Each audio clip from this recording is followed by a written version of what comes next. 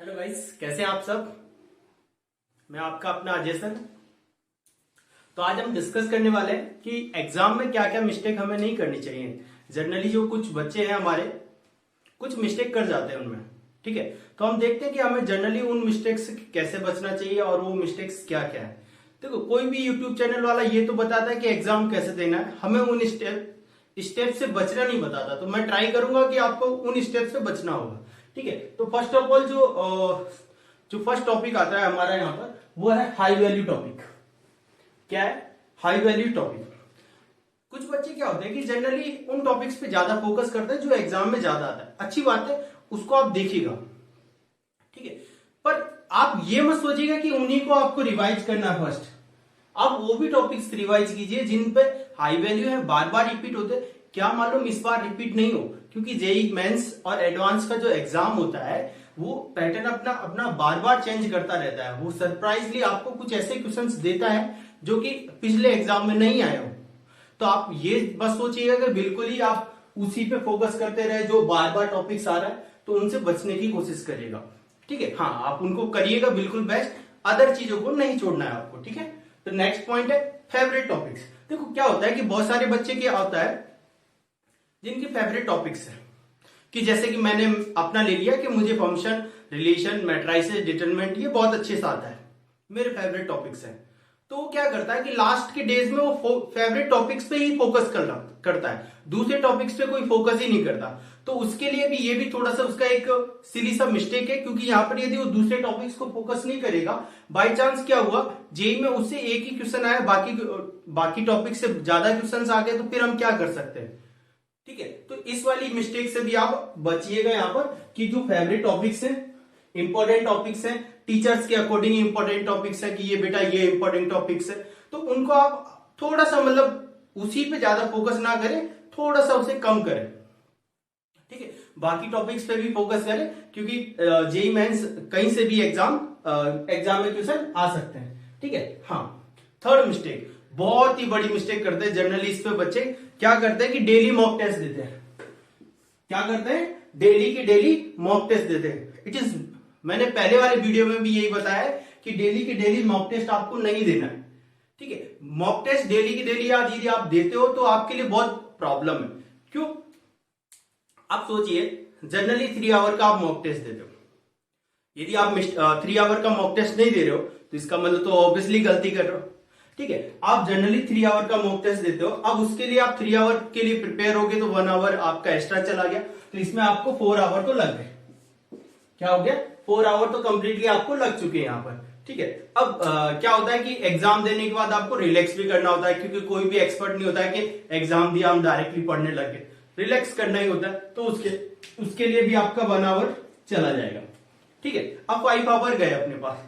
अब क्या होता है कि माइंड में अपन ने देखा कि मॉक टेस्ट दे दिया, मार्क्स अच्छे आ गए, तो कोई प्रॉब्लम नहीं, कोई टेंशन नहीं लेगा, वो नेक्स्ट के लिए प्रिपरेशन करने लग जाएगा।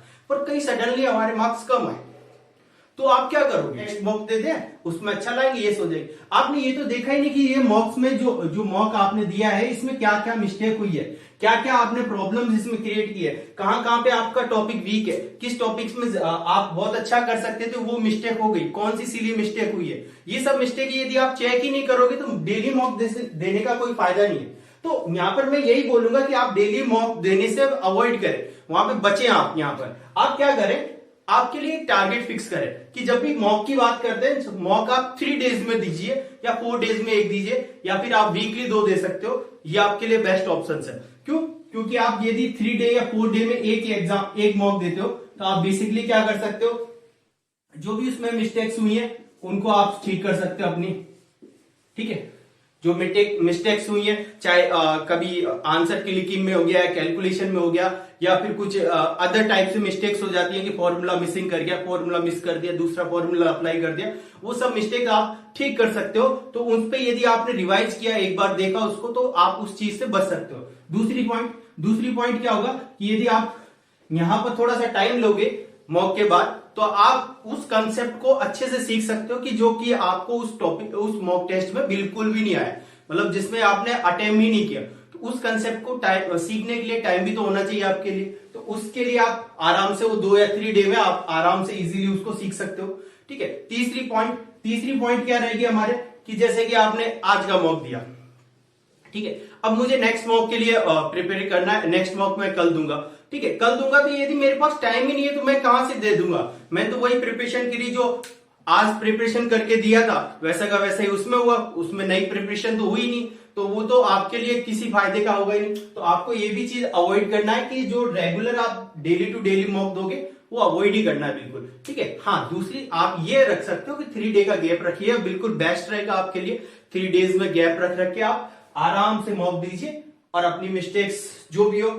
हाँ, एक चीज और मैं आपको प्रिपेयर करूंगा, एक पॉइंट और, वो क्या रखना है कि कभी भी जब मॉक देते हो ना आप, तो कुछ फॉर्मूलाज आते हैं मॉक के अंदर, कुछ ऐसे टॉपिक्स आते हैं जिनमें जनरली फॉर्मूलाज अप्लाई होते हैं या कोई कंसेप्ट अप्लाई होता है। देखो, एक मॉक के अंदर आप 75 क्वेश्चन अटेम्प्ट करोगे, ठीक है, और टोटल 90 होते हैं हमारे पास जनरली, ठीक है। तो आपको क्या करना है, हर एक क्वेश्चन में जो कंसेप्ट आता है उसे अपनी नोटबुक पे लिख लेना है, ठीक है। वो कहां पर काम आएगा, लास्ट डेज में पढ़ने के काम आएगा, बहुत अच्छे से काम आ जाएगा। लास्ट डे में जैसे आपके पास 7 या 6 डे बचेंगे, तो उसमें यदि आपको 5 या 6 मॉक्स वाले जो नोट रहेंगे ना, उनको भी यदि आप अच्छे से रिवाइज करते हो तो आपके सारे के सारे जितने भी कंसेप्ट्स हैं वो सब रिवाइज हो जाएंगे आपके। तो आप ये जरूर करिएगा कि जो भी आप मॉक दे रहे हो उसके बाद उसके नोट्स जरूर क्रिएट करें। नोट्स क्रिएट करने का मतलब है कि आपके पास लेट सपोज कोई भी एक क्वेश्चन आ गया related to 1-1 and onto function, तो आप सिंपली 1-1 फंक्शन लिखा, उसकी जो डेफिनेशंस होती है वो लिखिए, बस क्रिएट, खत्म, ठीक है। आपके लेट सपोज कोई क्वेश्चन आ गया डिटरमिनेंट से रिलेटेड, तो डिटरमिनेंट की क्या क्या प्रॉपर्टीज होती हैं, क्या मैं इस क्वेश्चन को कैसे मेथड से कर सकता हूं, वो चीज आप उसमें लिख सकते हो। तो उससे क्या होगा कि आपके जो लास्ट 7 डेज या 6 डेज जो रहेंगे उनमें रिवाइज करने में बहुत प्रॉफिट आपको मिलेगा, ठीक है। तो इसके बाद देखिएगा, ये तो हमारा ना मॉक टेस्ट का, तो आई होप ये चीज आपको समझ में आई होगी मॉक की, कि इसमें आप डेली नहीं देना है आपको वीक में 2 दीजिए, बहुत बेस्ट है, वीक में 2 दे दीजिए, 2 इन अ वीक, ठीक है। हाँ, टारगेट सिलेबस, सबसे पहली जो चीज है, नेक्स्ट पॉइंट है हमारा टारगेट सिलेबस। देखो क्या होता है कि कुछ बच्चे बहुत ज्यादा से ज्यादा इसमें मिस्टेक करते हैं, क्या सोचते हैं कि मैक्सिमम टू मैक्सिमम 100% सिलेबस को कवर करने चले जाते हैं, ठीक है, और उसके चक्कर में वो जितना उन्हें अच्छे से आता था वो भी वो नहीं कर पाते। तो इस वाली प्रॉब्लम से बचने के लिए सबसे ऑप्शन क्या है कि हम अपने सिलेबस को टारगेट कर लें, कि जैसे कि मुझे 60% अच्छे से आता है, तो पहले मैं वो 60% अच्छे से करूंगा, फिर 10 या 15% पे एक्स्ट्रा एफर्ट लगा के और आगे बढ़ूंगा, तब मैं जाऊंगा, ठीक है। यहां पर आप ये जरूर मिस्टेक मत करना कि 100% मुझे करना है, 100% को अवॉइड करें, पहले कोशिश करें कि 50 से मैं 60% जाऊं, फिर 60 से 70% जाऊं, ऐसे कि मेरा 50 से 60% एकदम एग्जैक्टली बढ़िया हो चुका है, तो मैं अब 60 से 70 पे जाऊंगा। यदि ये अच्छा हो गया तो 70 से 80 पे जाऊंगा, यदि ये भी अच्छा हो गया बहुत, तब हम आगे बढ़ेंगे। अदरवाइज हम क्या करेंगे, अपने इसको जो सिलेबस को बिल्कुल लिमिटेड पीरियड के अकॉर्डिंग चलेंगे, कि अच्छे से, कि हाँ मुझे 50 से 60% जो सिलेबस है बहुत अच्छे से परफेक्ट करना है। इसके बाद मैं नेक्स्ट टारगेट लूंगा कि हाँ मैं 10% और इंक्रीज कर लेता हूं, कि ये मेरा 50 और 60% बहुत अच्छा हो चुका है, तो अब मैं 10% और इंक्रीज कर देता हूं। वो आप अपने अकॉर्डिंग सिलेबस को फिट कर सकते हो अपने, क्योंकि बहुत सारे टॉपिक्स आपको आइडिया है कि आपके किस में बेस्ट है, और वही टॉपिक्स आप लीजिएगा जो आपके बेस्ट रहते हैं और एवरेज रहते हैं, जिन पे मतलब मिनिमम कंसेप्ट जो जिसपे आप क्वेश्चन तो सॉल्व कर लेते हो, थ्योरी समझ में आ जाती है, पर एग्जाम के क्वेश्चन नहीं हो पाते, तो उन टॉपिक्स को आप ज्यादा लीजिएगा इस टाइम पर, ठीक है। देखो यहां पर क्या है कि जनरली बच्चे क्या करते हैं, ये वाली जो मिस्टेक है, टारगेट योर मैक्सिमाइज, ठीक है। जनरली बच्चे क्या करते हैं कि मुझे मैक्सिमम रैंक लेके आनी है, ठीक है, मुझे क्या लेके आना है कि मुझे 10,000 के अंदर रैंक लेके आनी है, 5,000 के अंदर रैंक लेके आनी है, तो उसमें भी आप थोड़ा सा अवॉइड करें। आप वहां पर अपने आप को मैक्सिमाइज देने का कोशिश करें। यहां पर ये मत सोचे कि मुझे 5,000 के अंदर रैंक लेके आनी है, वो एक एक्स्ट्रा आपके ऊपर एक क्या हो जाएगा, एक प्रेशर हो जाएगा एक्स्ट्रा, कि मुझे 5,000 के अंदर रैंक लेके आनी है, वो प्रेशर हो जाएगा। आप क्या करें, क्योंकि रैंक आएगी तो आएगी, वो तो आना ही है, उसको तो आप रोक नहीं सकते हो। पर जब आप अपना मैक्सिमाइज दोगे तो रैंक ऑटोमेटिकली अपनी इंक्रीज हो जाएगी, वो 5000 या 2000 के अंदर भी जा सकती है यदि आप अपने आप को मैक्सिमाइज दोगे, अपना मैक्सिमम दोगे जितना भी। तो आपको ये चीज बहुत ध्यान रखनी है यहाँ पर कि अवॉइड करना है कि आपको रैंक के लिए फोकस नहीं करना है, रैंक के लिए बिल्कुल भी फोकस नहीं करना है। आप अपने मैक्सिमम के ऊपर फोकस करना है कि मैं अपना कितना मैक्सिमम दे सकता हूं, 50%, 60%, 70, 80, 90, 20, जितना भी आप दे सको उतना दीजिए, कोई प्रॉब्लम नहीं है। पर देना क्या है, अपना मैक्सिमम देना है, नॉट अ रैंक। रैंक की तरफ देख के नहीं कि अरे यार मुझे 5000 के लिए मुझे 90% तो सिलेबस कवर करना ही पड़ेगा, नहीं। यदि आप वो करोगे तो 90% सिलेबस भी नहीं होगा और आप बैठ जाओगे और 80%, 60% मार्क्स रह जाएंगे आपके। आप वहां पे अवॉइड करो, आप ये करो कि हाँ मुझे जितना आता है मैं उससे मैक्सिमम देने की कोशिश करूंगा, जितना भी आए, ठीक है। ये चीज भी ध्यान रखना। हाँ, एक चीज और, जनरली क्या होता है कि बहुत सारे बच्चे मॉक टेस्ट जब देते हैं तो अपने आप की बॉडी को मेंटेन नहीं करते। बॉडी मेंटेन करना मतलब, क्योंकि आपका जो एग्जाम होता है जनरली, जो मेन एग्जाम होने वाला है वो 9 to 12 होता है और 2 to 5 होता है, ठीक है। ये आपका एग्जाम होता है। तो आपको उस टाइम के लिए, उस मेन एग्जाम के लिए अपनी बॉडी को ऐसा सुटेबल बना देना है। तो आप जनरली क्या कोशिश करें कि जो अपना मॉक टेस्ट एग्जाम है 9 to 12 दें या 2 to 5 दें, ये फिक्स करके चलें।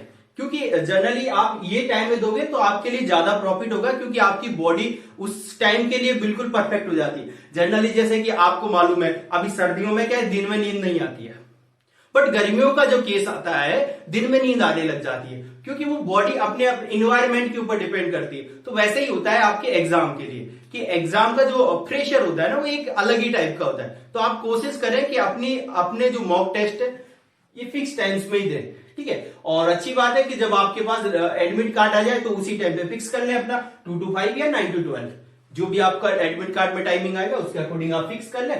तो ये भी थोड़ा सा आपको ध्यान रखने की बात है, ठीक है।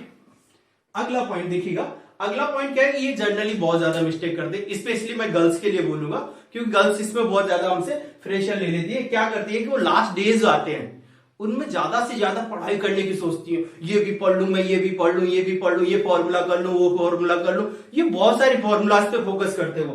तो उससे भी आपको बचना है कोशिश, क्योंकि जितना आप अपने आप को फ्रेशर में रखोगे उतना आप अपना रिजल्ट बेस्ट नहीं दे पाओगे।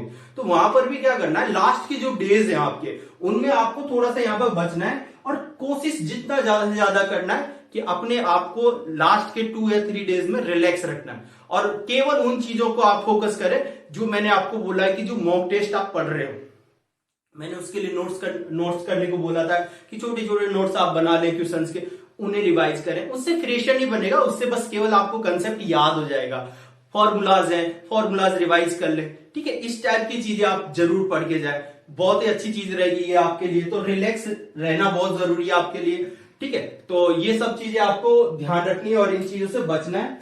कोशिश जितना भी करो डेफिनेटली आप बहुत अच्छा कर पाओगे, बहुत ही अच्छा कर पाओगे। तो आई होप आपको ये इंफॉर्मेशन सही लगी होगी। Thank you.